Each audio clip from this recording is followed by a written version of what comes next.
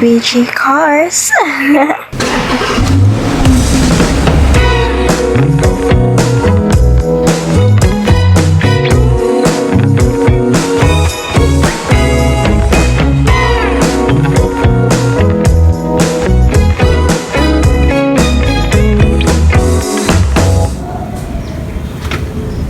Oh, there you are. What's up, y'all? Welcome to another episode of BBG Cars. In this episode, after I wake up, we're gonna go to Banawi, which is a place where you can buy car accessories and you can put it, bolt on just about any vehicle that you own. Today we're gonna go there and get this Fortuner in shape. We're gonna give it a sexy look. We're gonna give it a look that everybody would admire, and then all the people around you wish they had the vehicle that you're driving, and then they could put accessories like this on by themselves, just like what we're gonna do today.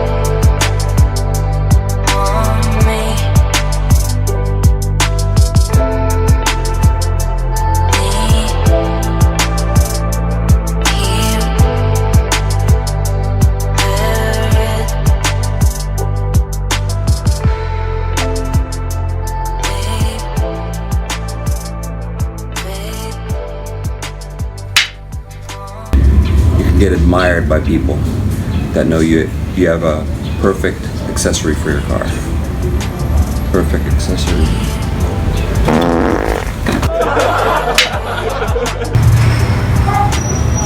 It is noisy as hell around here. I can't even do any video filming. Jesus. Just please click on the videos here. This one and this one. What? Never mind. Did y'all like that video? Anyway, if y'all like that video, what the?